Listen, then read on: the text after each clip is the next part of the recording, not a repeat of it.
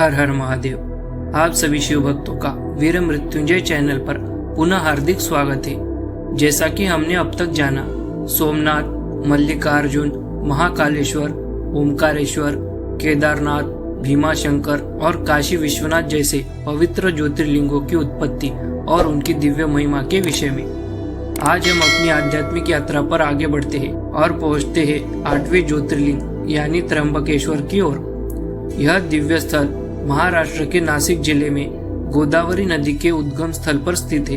यही वह स्थान है जहां भगवान शिव ने त्रिनेत्र रूप में प्रकट होकर त्र्यंबकेश्वर ज्योतिर्लिंग के रूप में स्वयं को स्थापित किया था।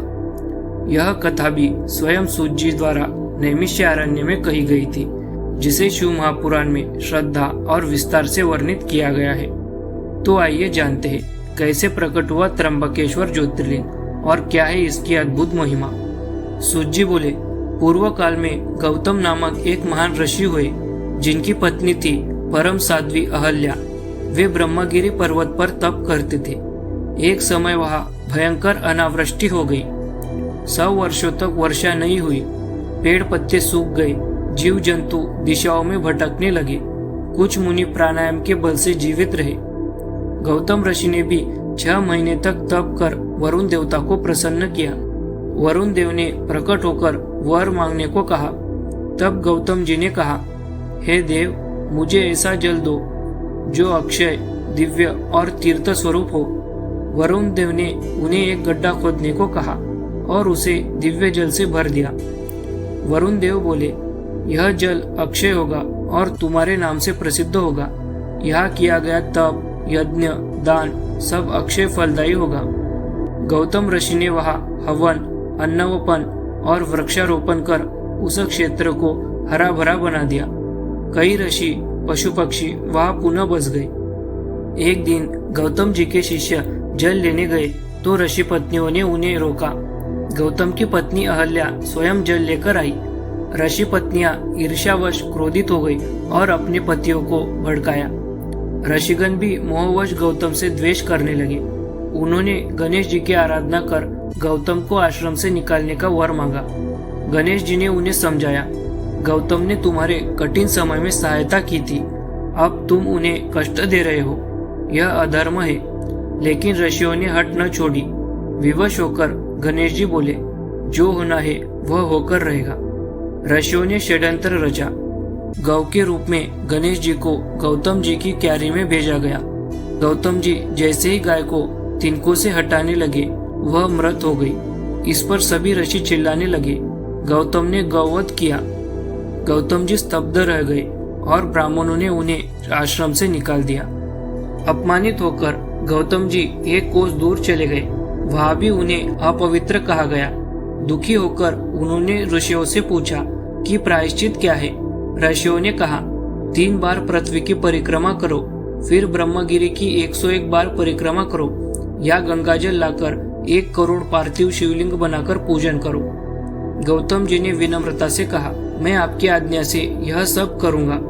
उन्होंने पर्वत की परिक्रमा की, शिवलिंग बनाए और शिव पूजन किया।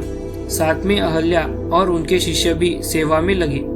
सूत जी बोले, उस समय स्त्री सहित गौतम के द्वारा इस प्रकार प्रायश्चित करने पर शिवजी प्रसन्न होकर पार्वती जी तथा अपने गणों के साथ प्रकट हो गए। इसके बाद प्रसन्न हुए कृपा नदी शिवजी ने कहा, हे महामुने, मैं आपकी उत्तम भक्ति से अत्यंत प्रसन्न हूँ, आप वर मांगिए। तब महात्मा शिव के उस सुंदर रूप को देखकर शंकर जी को प्रणाम कर प्रसन्न हो गौतम ऋषि उनकी भक्ति पूर्वक स्तुति करने लगे। बहुत प्रकार से स्तुति करके एवं शिव को प्रणाम कर हाथ जोड़कर महर्षि गौतम स्थित हो गए और कहने लगे, हे महादेव, आप मुझे पाप रहित करें। शिवजी बोले, हे मुने, आप सदा धन्य है, कृतकृत्य है तथा निष्पाप है। इन दुष्टात्मा पापी ऋषियों ने निश्चय ही आपके साथ छल किया है।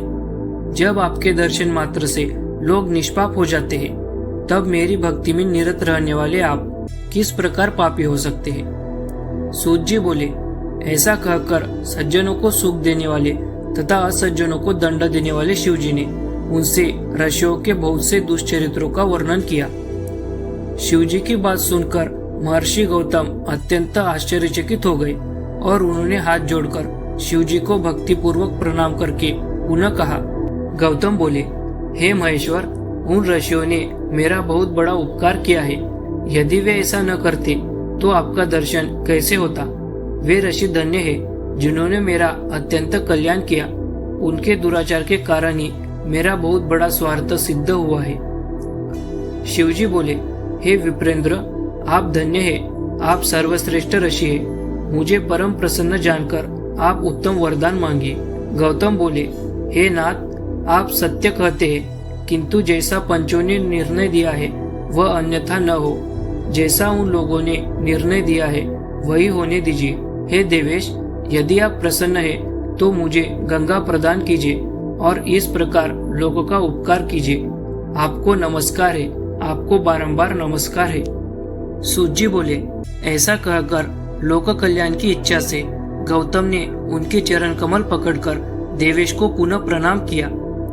उसके बाद पृथ्वी तथा स्वर्ग के सारभूत जिस जल को निकालकर पूर्व में रख लिया था और विवाह काल में ब्रह्मा जी के द्वारा दिया गया जो कुछ शेष जल बचा था उसे भक्तवत्सल भगवान शिव ने उन मुनि को प्रदान किया। उस समय वह गंगा जल परम सुंदरी स्त्री के रूप में परिणत हो गया। तत्पश्चात ऋषिवर ने उस स्त्री रूप जल की स्तुति कर उसे प्रणाम किया। गौतम बोले, हे गंगे, आप धन्य है, कृतकृत्य है।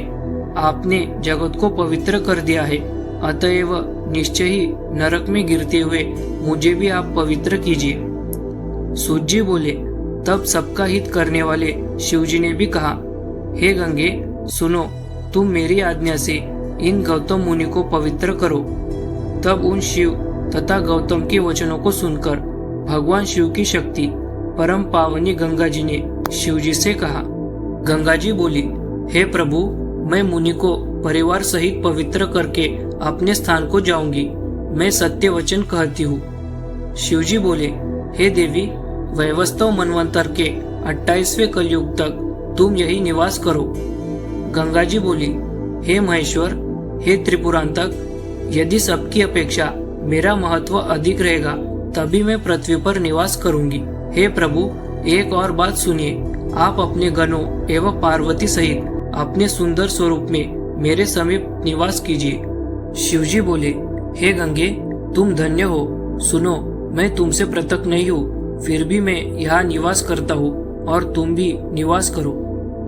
सूत जी बोले, इस प्रकार स्वामी सदाशिव की बात सुनकर गंगा ने प्रसन्नचित होकर उनकी आज्ञा स्वीकार कर ली। इसी बीच देवता, प्राचीन ऋषि, पितर, अनेक सुंदर तीर्थ एवं विविध क्षेत्र सभी ने वहां आकर गौतम, गंगा तथा गिरीश की जय जयकार करते हुए आदर पूर्वक उनका पूजन किया।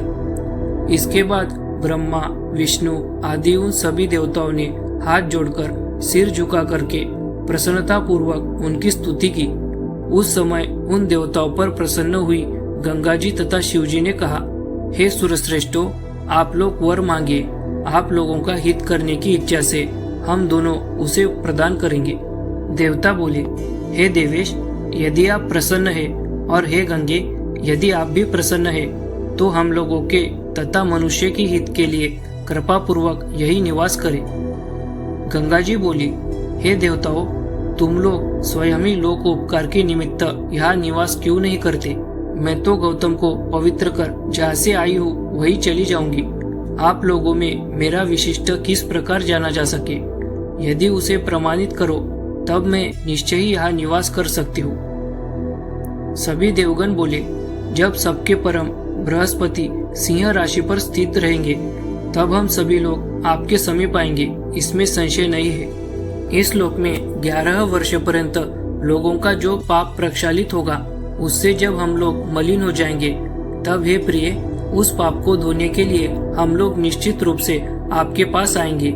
हे महादेवी, हम लोग आदर पूर्वक सत्य कह रहे हैं। लोगों पर अनुग्रह करने तथा हम लोगों का हित करने के लिए आपको एवं शंकर जी को भी यही निवास करना चाहिए। जब तक बृहस्पति सिंह राशि पर रहेंगे तब तक हम लोग भी यही निवास करेंगे और तीनों समय आपके जल में स्नान करके तथा शिव जी का दर्शन करके अपने संपूर्ण पापों से मुक्त होंगे और पुनः आपकी आज्ञा से अपने अपने स्थान को चले जाएंगे, इसमें संदेह नहीं है। सूत जी बोले, इस प्रकार महर्षि गौतम तथा उन देवताओं के द्वारा प्रार्थना किए जाने पर वे शंकर जी प्रेम पूर्वक वही स्थित हो गए और वे गंगा जी भी स्थित हो गई। वहां पर वे गंगा जी गौतमी नाम से प्रसिद्ध हुई तथा वह शिवलिंग त्र्यंबक नाम से विश्व में विख्यात हुआ, जो महापातक का भी नाश करने वाला है।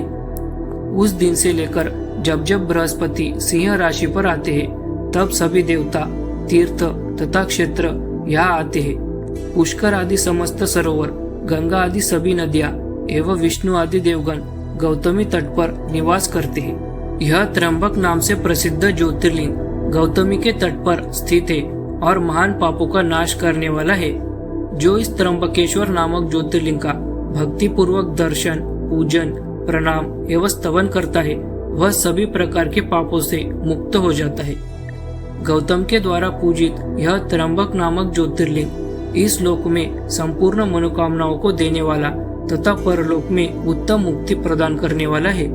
तो भक्तों, यह थी त्र्यंबकेश्वर ज्योतिर्लिंग की दिव्य उत्पत्ति की कथा, जहाँ भगवान शिव ने अपने परम भक्त गौतम ऋषि की तपस्या और सच्ची श्रद्धा से प्रसन्न होकर उन्हें त्र्यंबक रूप में दर्शन दिए और साथ ही माँ गंगा को भी पृथ्वी पर गौतमी रूप में अवतरित किया, जो आज गोदावरी नदी के नाम से पूजनीय है।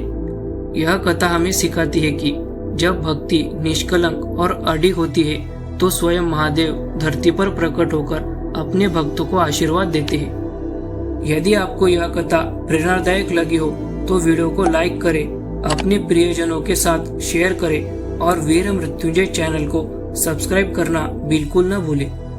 अगली वीडियो में जानिए वैद्यनाथ ज्योतिर्लिंग की चमत्कारी उत्पत्ति और उसकी रहस्यमयी महिमा। तब तक के लिए हर हर महादेव, जय माता आदि पराशक्ति।